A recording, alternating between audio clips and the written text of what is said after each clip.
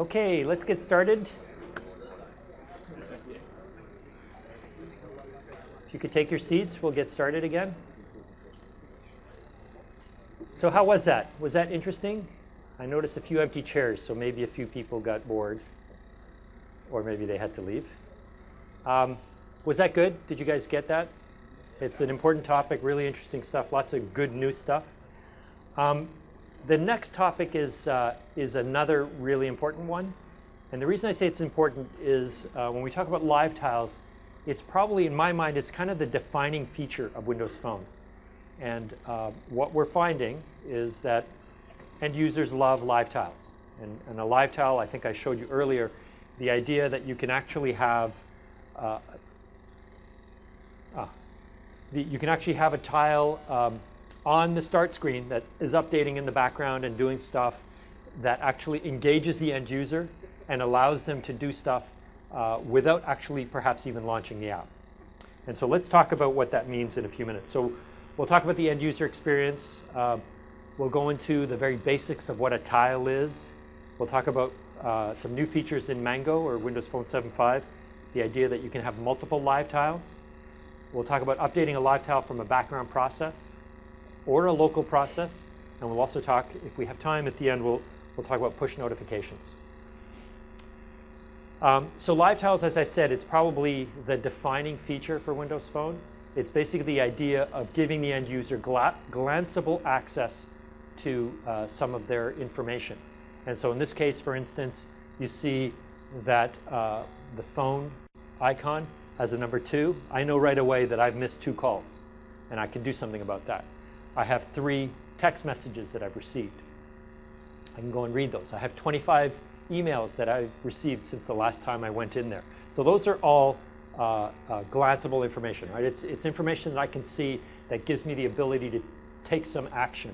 I can decide to look at it or not, but at least I know that there's something that I can do there. Push notifications is the ability to send that information to the end user's device without the application doing anything. It's stuff happening in the cloud, and it just automatically happens. And we'll see that towards the end when we talk about push notifications.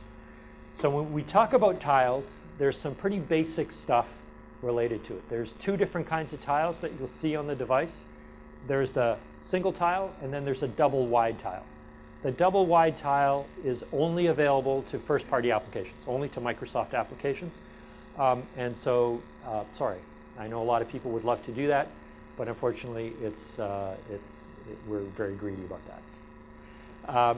So the end user is always in control. Anything they have on their start screen, they can take off, and they have full control over that. So, and that includes Microsoft apps as well. So the end user can have 1 tile on their start screen, or they can have 100 tiles on their start screens completely, pardon me, completely within their control. There is a template model for how a live tile works, and there's really 3 basic components to that. The first is the background image. It's always 173 by 173, and it's always a .png file. And so that's always, as the name implies, it's in the background. And then on top of that is the title of the application, and you can change that. In this case, it's Contoso. And by definition, you don't have control over this. It's 12 pixels in, 12 pixels up. It's always in that location. And then you also have the ability to have a number on your tile.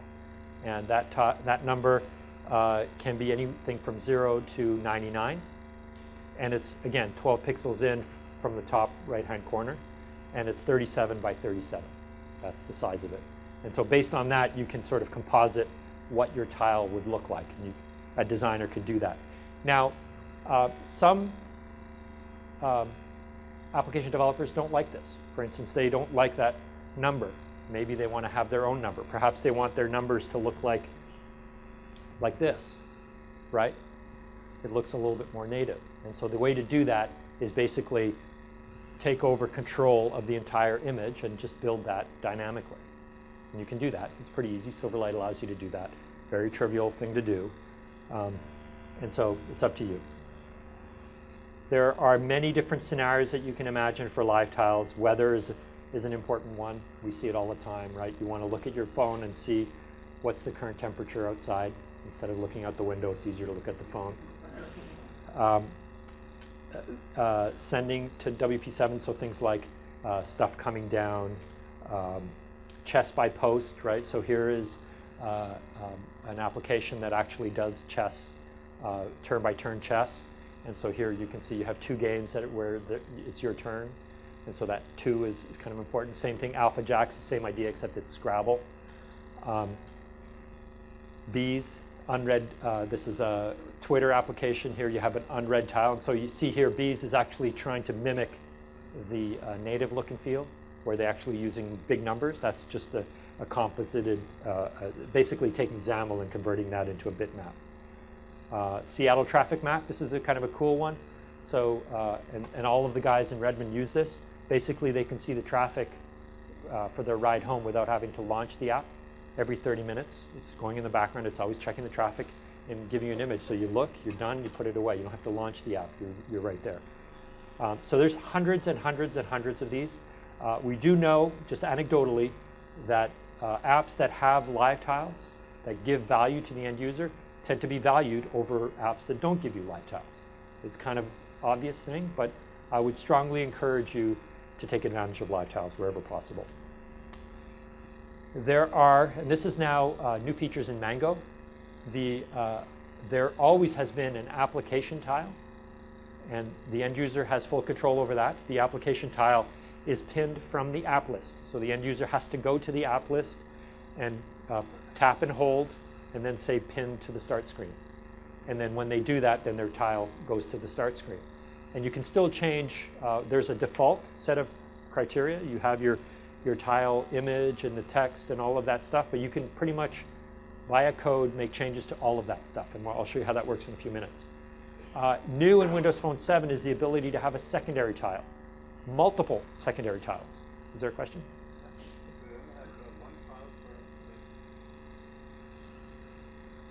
You only have one primary tile per application, but you can have as many tiles as you can generate.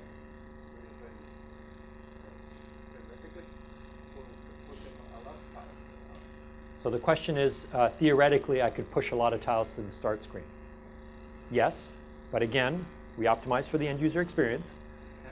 And so every time you push a tile to the start screen, it puts you actually on the start screen and drops the tile. The end user has the option of saying, oops, tap, uninstall, right? So there's no way for you to add a tile to the start screen without the end user approving it, okay? Yeah, so the primary application tile is always pinned from the app list. The secondary tile is something you do within the application. And I'll show you how that works in a couple seconds. You can do this via a local tile API. In other words, your application in the foreground can make changes to the tiles and can actually add tiles to the start screen in the foreground. And you can also do it in the background. It's really up to you. It's just a local API. It's a, what's it called? It's local tile, I think it's called. And you can just trigger that and go to town. And if you know what you want to do, you just do it in the background. And many apps do. And that's also new in Windows Phone Mango. Previously, the only way to update a tile was either in the foreground or using push notifications. So this actually makes it a much nicer experience. You can have as many secondary tiles as you want. So here's an example of a news application. And the application tile, that's the primary tile, just goes to news headlines and it launches to the home page. And then you might have a secondary tile that gives you international news, or world news, sorry. And then another tile that gives you local news, maybe another one that's sports news, right? And then clearly, if you push on those secondary tiles, you don't go to the start screen. You deep link within the application and go directly to your sports news. Does that make sense? Same thing if you have a weather application, you might have 5 different cities, and you may want to pin a city to your start screen because you're going to be in that city next week. And when you want to know more about the weather for that city, you tap on the tile, it takes you to that city, right? Make sense?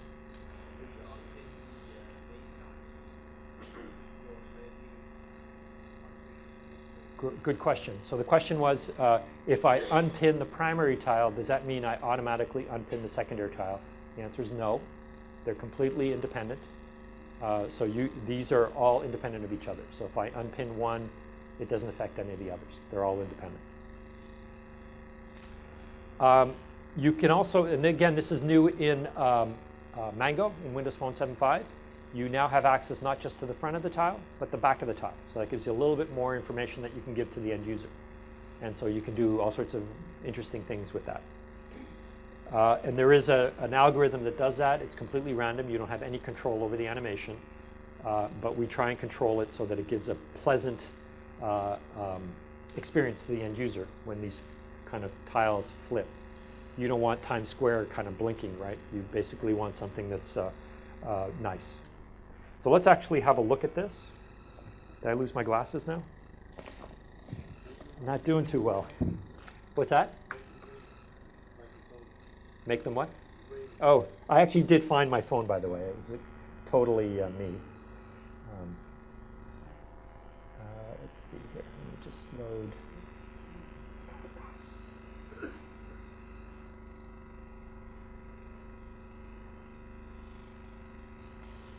And I'm just going to run it. I'm going to try and get us back on track.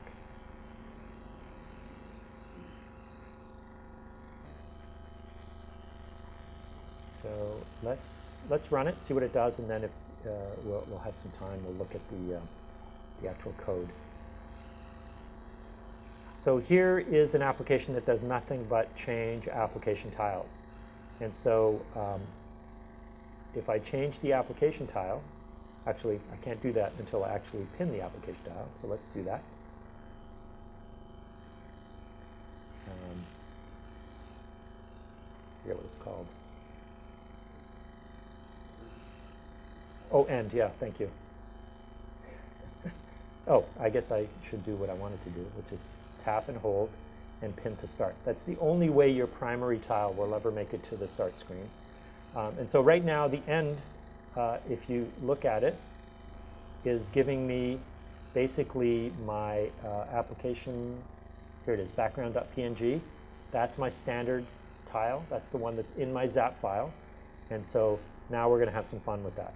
So if I click on that and change the application tile, the title, we can change it to anything we want. End is a bad name, so I'm going to call it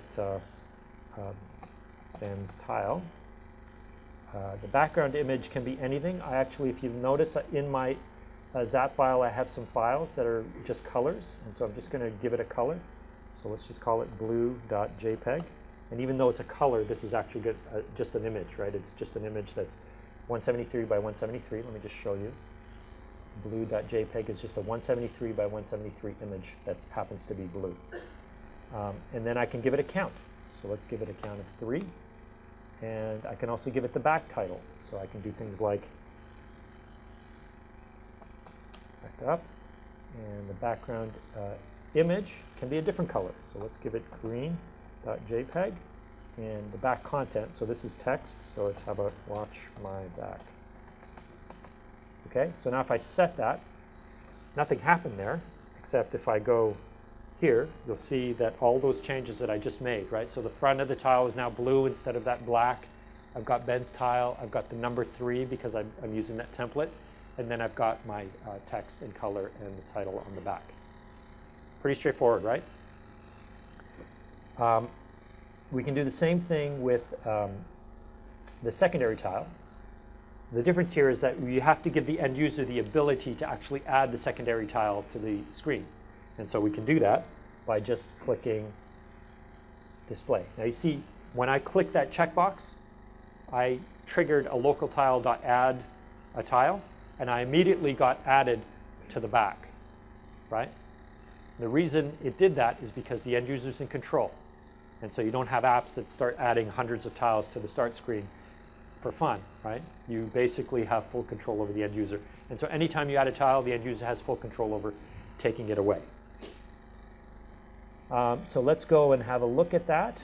So if I go and have a look at the secondary tile, I can call it something else. Ben, set title. And so if I come back here, you see I see Ben. I mean, trust me, it's pretty much the exact same thing. I have full control over the front, the back, the title, the background, the number, all of that stuff is pretty much the same, whether it's a secondary tile or a primary tile. So let's have a quick look at how that happens. And yeah, let me just exit here. It's not actually running anyway. So let me go to main page and just go to change application tile.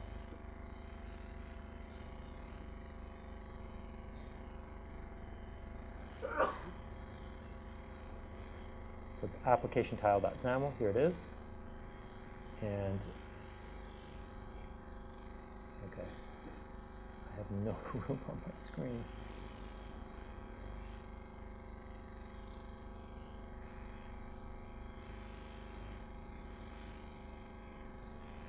And so here is the code for this. And so first thing it does is it checks where is the tile. The first tile is always the primary tile, the application tile. And so it's always going to be found. Even if it's not pinned to the start screen, it's always going to be found because the end user could pin it to the start screen later. And so you want it to keep track of that. And so it should never be null. And then it's saying now if the text box.count is equal to blank, then we're going to set that new count to 0. Otherwise, we're actually going to change the text, the number in that count. And then here it is here. So we're newing up standard tile data, right? We're going to put it in the object new tile data, and then we're going to set some of that stuff. So we're going to set the title, we're going to set the background image, the count, the back title, the background image, the back count, and then here it is, right? Tile to find, which is the one we found earlier, update with new tile data. Any questions? The other one is pretty much the same, except the secondary tile is pretty much the same, except that one we're just changing one thing at a time, and that's fine.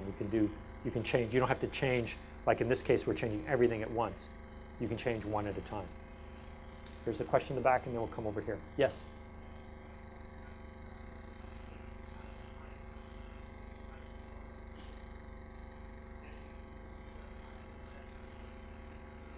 So the question was, some apps don't have a title because the title is in the tile image.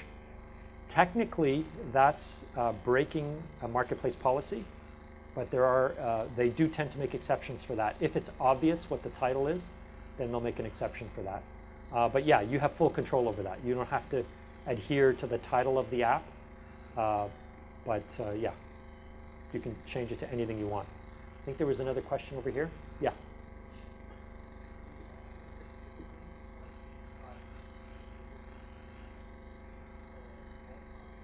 So the question was, do you have to pin the primary or the application tile in order to pin secondary tiles? The answer is absolutely not. You can have as many secondary tiles as you want without having an application tile or primary tile pinned. And they're completely independent. There's no dependence between one or another, or any of the tiles for that matter. Okay? I think there were some questions over here. Yes?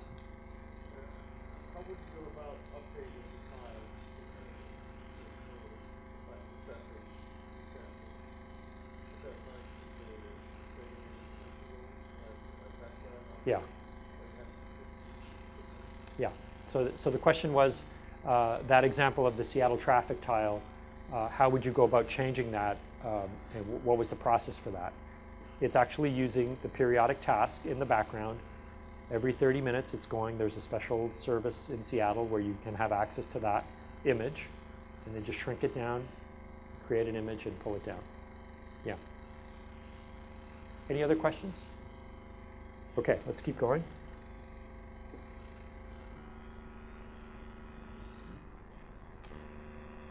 There is another capability, which is a tile schedule, which is kind of related. This was also available in Windows Phone 7.0. Basically, what it allows you to do is to pull an image from the cloud on a regular interval. This would be another way, by the way, to do the Seattle traffic, where you would have a cloud service that's constantly updating your traffic image, and your tile is pulling it on a regular schedule. And so basically you're setting up a notification channel, binding it to the tile, and then pulling down an image on a regular basis. So you just tell it in the cloud, here's the URL, go and get my image, and it will pull it down within certain constraints. The image has to be less than 80K, download time can't be more than 60 seconds, lowest update resolution is every 60 minutes, so you would have to do it every hour. And the lowest update time, if you fail too many times, the OS will just cancel and just ignore you. So scheduling it is pretty straightforward. Again, you new up a tile schedule, give it the recurrence, whether it's one time or hourly or what have you. Tell it when, and then give it the URI, and then just click start, and it will just go and do that for you forever. Yeah, actually in this case it's one time, but if I had a recurrence it would do it forever. Is there a question in the back?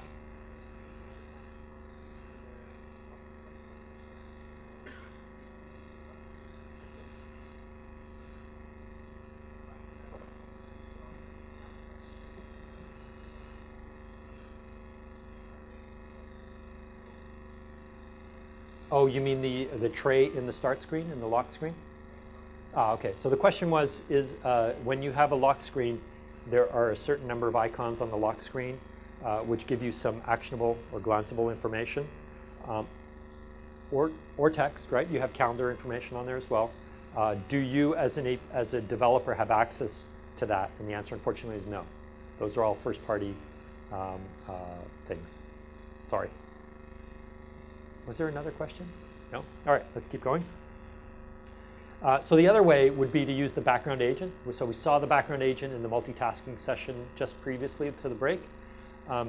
And it's really a handy way of doing, is kind of poor man's push notifications, because you're essentially pulling information rather than using a cloud service to push the information to the device. So yeah, it's pretty straightforward. You'd use the same sort of API, and let's actually, here's a demo here. Which one is it? Yeah. Let's load it up. Yes, let me just load it, and then just give me a second.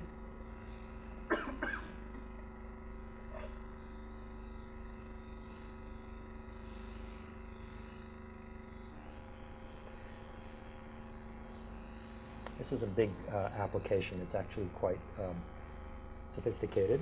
But so while that's running, was there a question? Is it only a Microsoft Cloud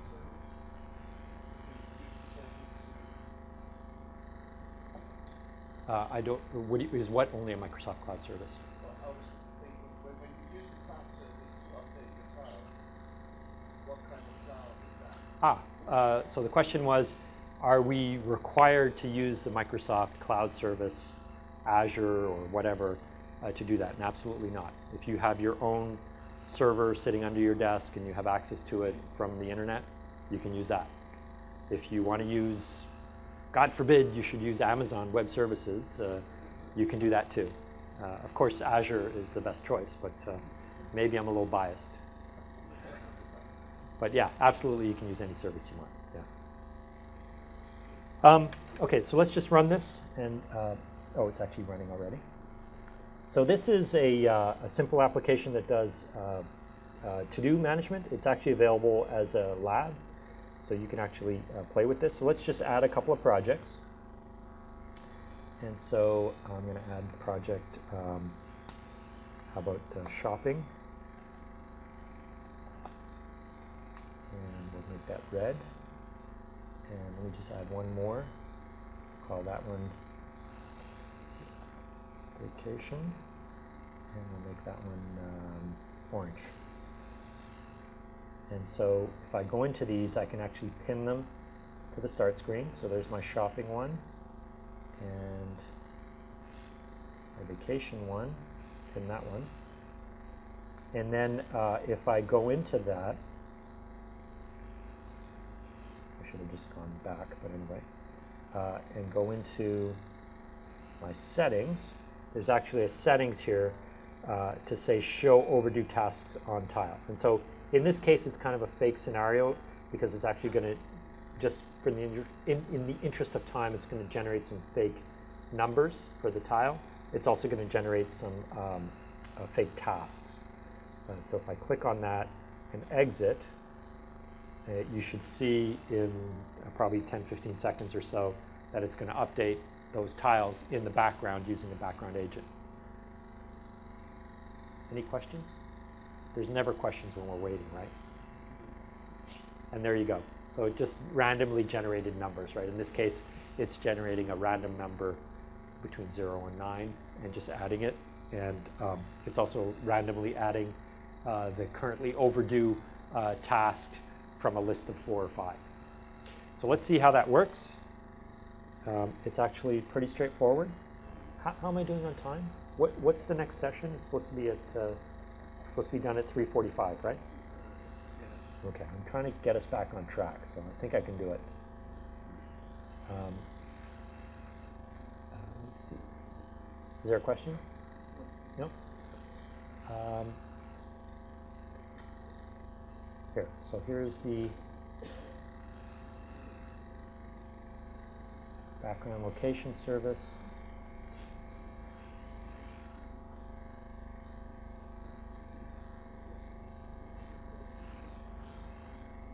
I think I went to the wrong one. Ah, here it is, task progress. Here we go. And so, let me close this up. So here is my task location service.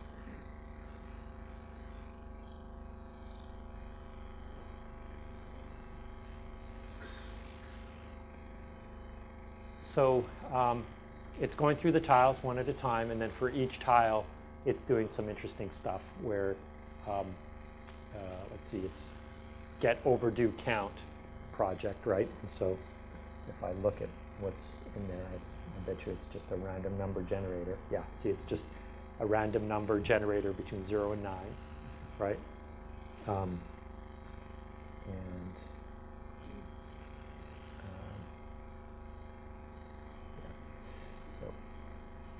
And then same thing for the background image is actually kind of funky. It's basically using a predefined PNG file and pulling it from a dedicated image. It's kind of a funky way to do it. And then it's just updating the background image and doing it just the same way we did it locally, except in this case, it just happens to be in the background agent. And it happens to run. In this case, it was set, just like we did earlier when we were looking at background agents, it's probably set to 30 seconds or 15 seconds or something like that. And normally it would run every 30 minutes, right? Any questions?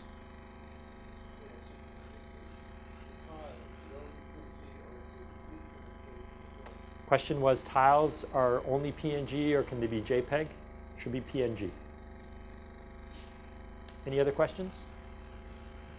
Okay. So I knew if I dedicated myself, I could get us back on track.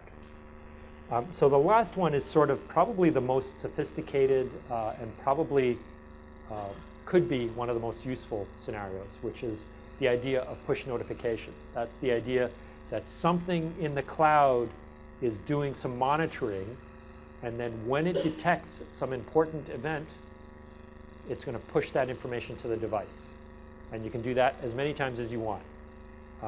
There's a limit to the number of times you do it in a couple of different ways. One is by default, if you try to do more than 500 updates of the tile, 500 push notifications per day per device, you have to basically get permission. And the way you do that is by uploading a certificate. You have to go and get a certificate from VeriSign or whoever and upload that certificate into App Hub and basically do that. And that allows us to turn you on and off if we find you're abusing the service or whatever.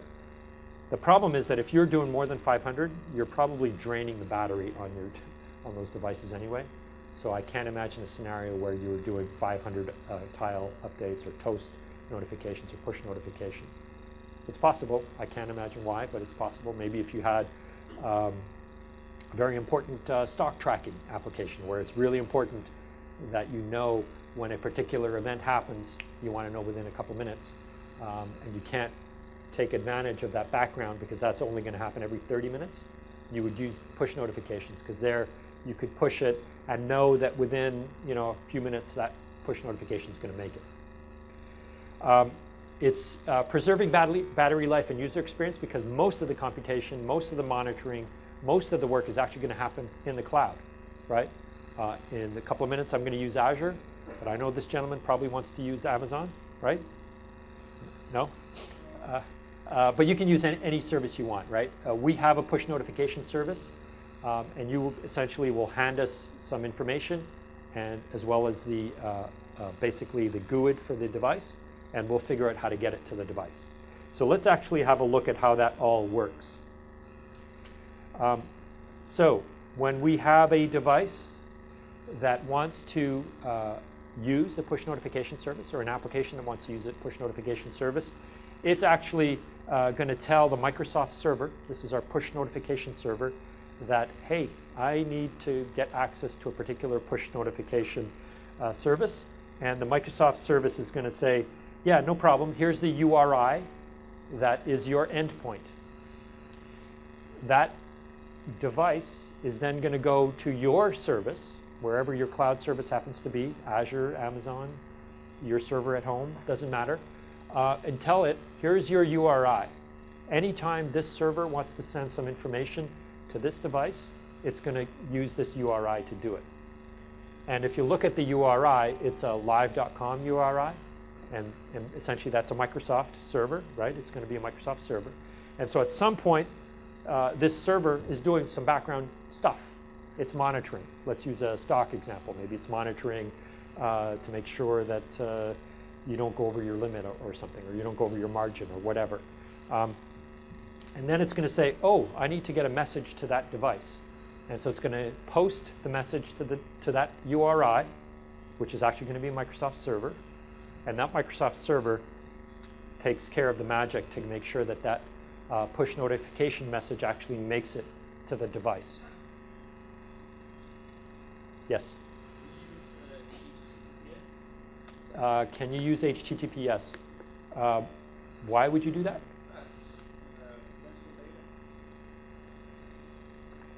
I know Microsoft security very but Yeah, I don't think so.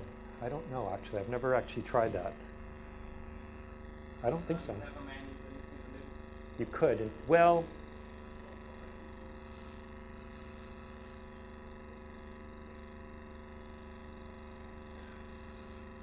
yeah.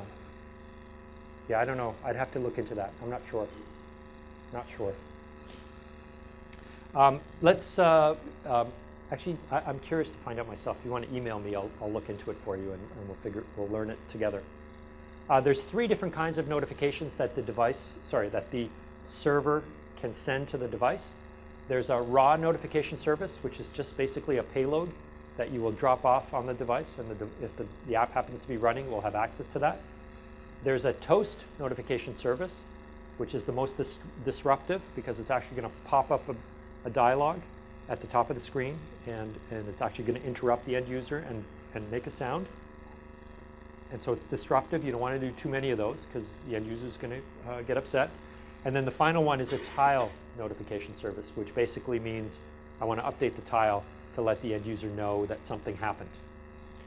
And then obviously, based on that, you want to go and have them touch the tile and do something in the app. There are some new features. They're kind of related to some of the stuff that we saw earlier, things like the back of the tile and all of that stuff. It's kind of all the same. And there's new elements for the back of the tile properties. Was there a question? No?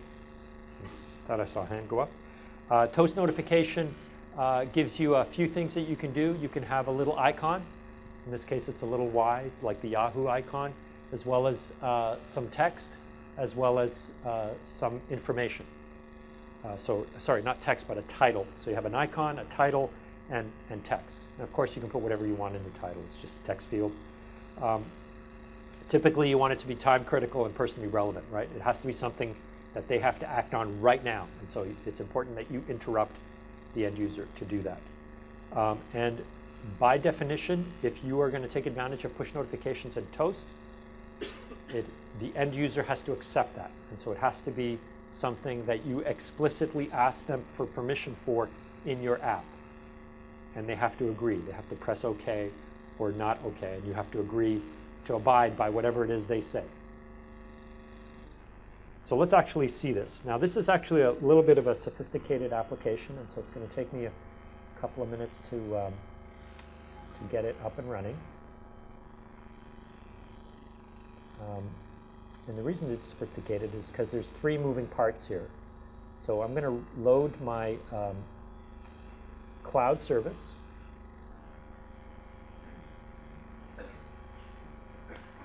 Oh, that's not going to work. And the reason it's not going to work is because it needs to run as administrator.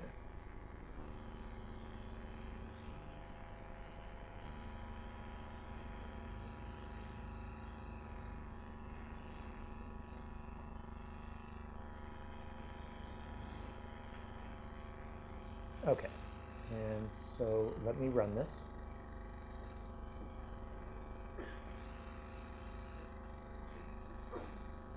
Okay, there is, I loaded the wrong one.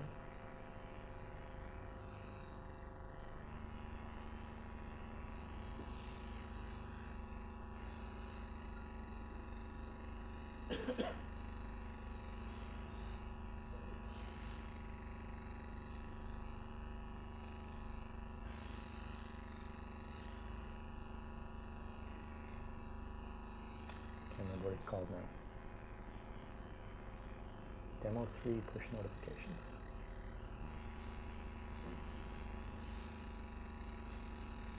There it is. Okay.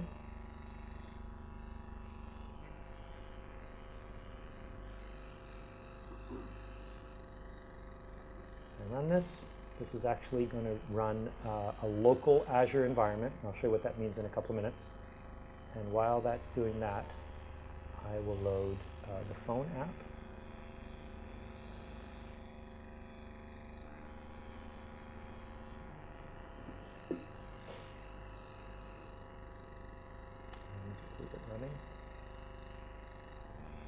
Let me just get all this loaded, and then I'll explain to you all of this, all of these moving parts that I have running here.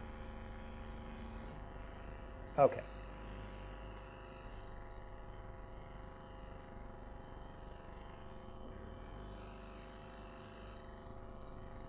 So you can see I have a tile here that looks like a little blue Windows logo. That's actually the Azure logo. And what that is actually compute emulator for Windows Azure. Happens to be running locally on my machine, and that means that I don't have to start a service in the cloud and not run it. It allows me to do much faster turns when I'm building my application. So if I show that, let's see what it's doing. So here's my compute emulator. And if I look at that, I have my push notification service, and you can see actually it's just a standard push notification. It's just a command line stuff. It's just running. So far, so good? Okay, so the next piece is my phone.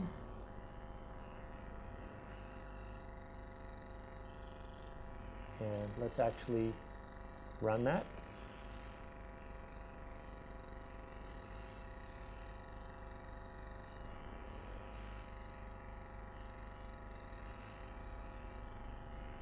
And so my phone is basically going to subscribe to push notifications. I'm going to turn that on and click OK. And I'm going to log in. I'll just call it Ben and log in. I could have used anything. It's just an identifier. And at that point, remember when we talked about the URI? So it's now gone to the Microsoft Push Notification Service. It's gotten a URI. It's now handed it to my Azure service, and my Azure service now has a URI that it can use, or will have, hopefully, in a couple seconds, a URI that it can use to communicate to this device. Or maybe not. Yeah, it's not looking good.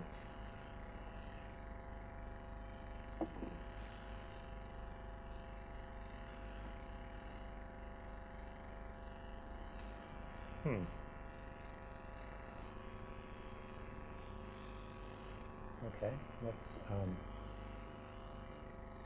need to restart.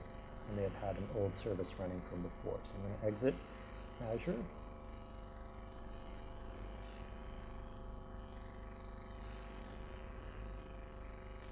And rerun it, and that should relaunch my Azure emulator. It'll take a little bit longer.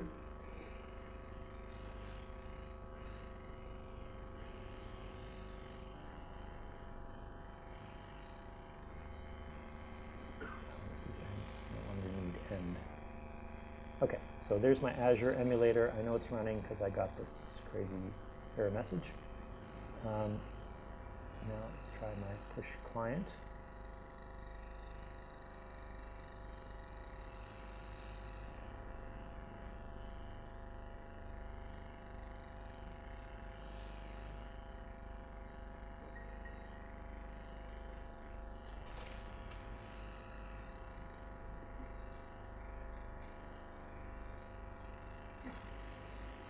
Install that. Can we run that?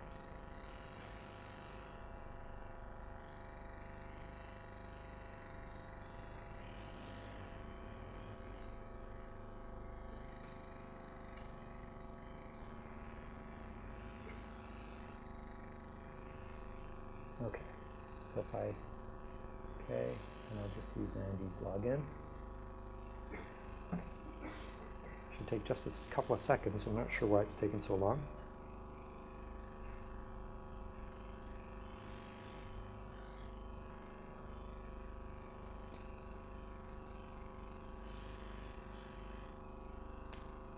Rats.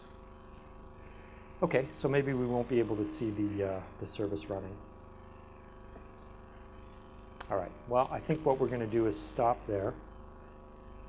And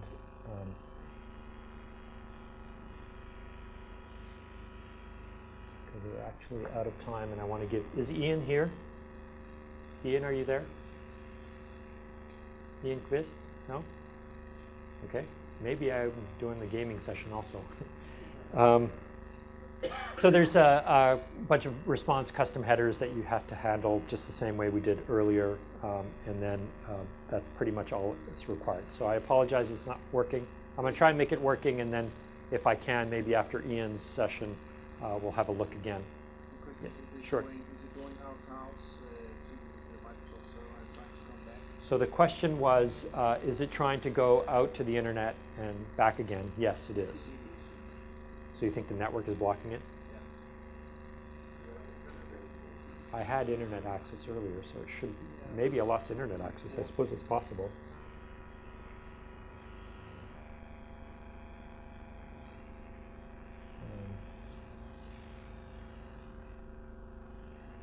No, internet's, yeah, maybe.